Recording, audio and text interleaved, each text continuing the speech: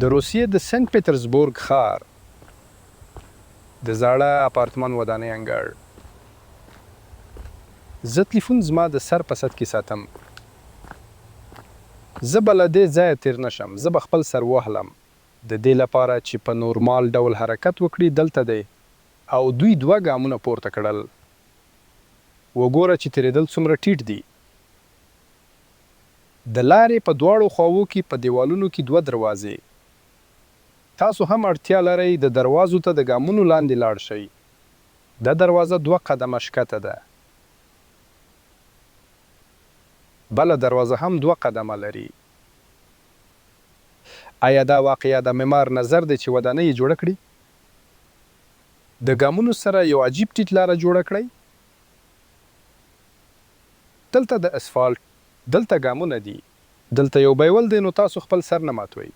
د روسیې د امپراتورۍ د پلازمېنې لپاره په زړه پورې معمارۍ پروژه.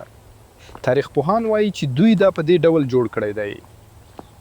مګر دوی نشي کولای تشریح کړي چې ولې. راځئ چې د دې لارې ترڅنګ د کور دیوال ته وګورو. موږ د کړکۍ پرانیستل ومومو.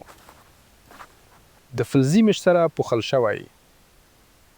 د هاتې مالکینو په دومره ټیټه کړکۍ کې هیڅ احساس نه درلود. دلته یو عصري ډبل ګولیز شوی کړکۍ نصب شوی.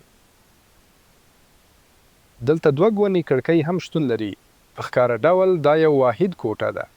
د کړکۍ پرانیسته کوچنۍ ده او ناسم تناسب لري. دلته یو عادي کړکۍ وه. کړکۍ نیمه بنده وه. دوی یو کنده کیندل، مګر هغه له خاورو ډک شو.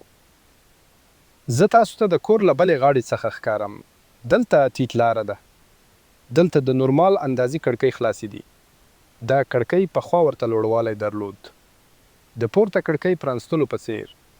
مګر کور د مایع خټو سره سیلاب شوی و. د کړکۍ د پرانستلو نیمایي لوړوالی د ځمکې له سطحې لاندې و. تاسو اړتیا لرئ 1.5 متر ښکته اضافه کړئ او کور به نورمال ښکاري. او بیا به زه د تیریدو چت په وړاندې زما د سر پورتنۍ برخې ته لاس ورنګ کړم. کله چې ودانۍ جوړه شوه، دا لاره ډیره لوړه وه. مګر بیا یو څه پیښ شول او ټول ښار 1.5 متر لاندې ډوب شو. خلک نشي کولای هر څه پخوانۍ کچې ته وخوري. د کار خورا لوی مقدار. که تاسو هغه سطح ته وخورئ چیرې چې د ځمکې سطحه پخوا وه.